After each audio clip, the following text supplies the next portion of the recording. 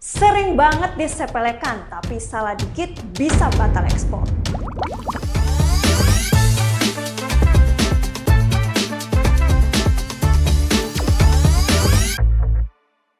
Halo Getters, di video sebelumnya sudah kita kupas mengenai invoice dan packing list, serta cara pembuatannya dengan benar.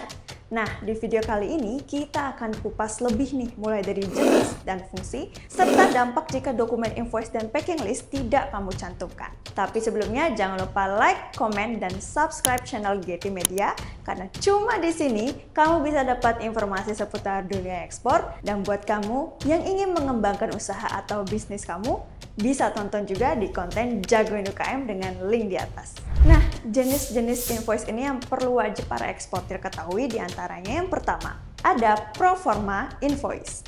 Nah, ini merupakan suatu penawaran dari eksportir kepada importir yang potensial. Jadi, ini dibuat untuk menempatkan pesanan yang sering mendapatkan permintaan dari importir, sehingga eksportir bisa mendapatkan izin impor dari negara tujuan. Nah, faktur ini biasanya menyatakan syarat-syarat jual beli dan harga barang. Setelah importir menyetujui pesanan tersebut, maka akan ada kontrak antara eksportir dan importir sesuai yang ditetapkan pada pro forma invoice. Yang kedua ada komersial invoice, yaitu surat permintaan pembayaran kepada importir ketika eksportir selesai menyiapkan atau memproduksi barang pesanannya. Nama dan alamatnya harus sesuai dan tercantum pada letter of credit atau LC. Lalu, invoice yang asli diberikan kepada bank sebagai bukti pembayaran untuk diteruskan kepada importir. Dan yang jenis ketiga, yaitu consular invoice. Nah, faktur yang dikeluarkan oleh kedutaan atau konsulat. Ini bertujuan untuk memeriksa harga jual dibandingkan dengan harga pasar yang berlaku sehingga memastikan tidak terjadi dumping.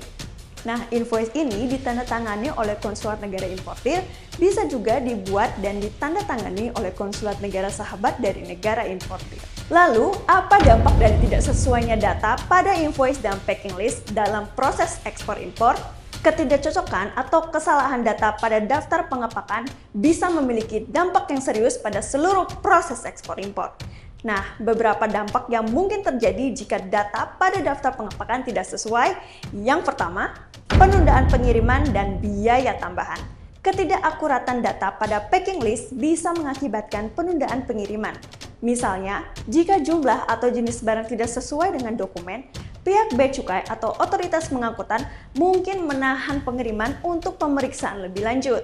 Hal ini tidak hanya menimbulkan penundaan waktu, tetapi juga dapat menimbulkan biaya tambahan yang tak terduga. Yang kedua, ada komplikasi logistik dan manajemen inventaris.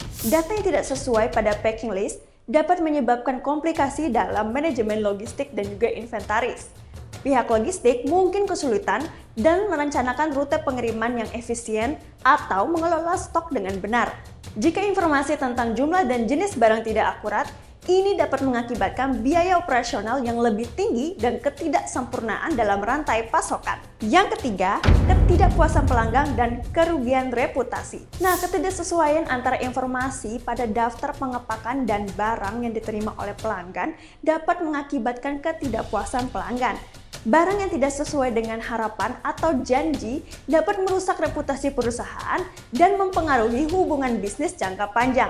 Nah, kesalahan ini dapat menimbulkan kerugian finansial dan juga sulit kembali untuk membangun kepercayaan pelanggan loh. Nah, berikut ini dia contoh invoice dan juga packing list dengan benar.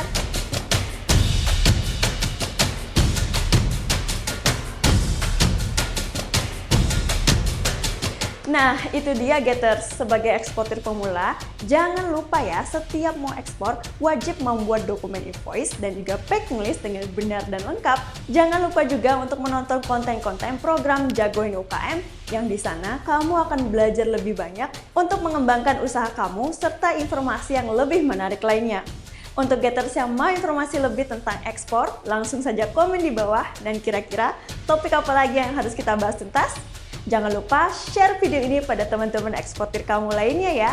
Sampai jumpa di video ekspor selanjutnya, and see you!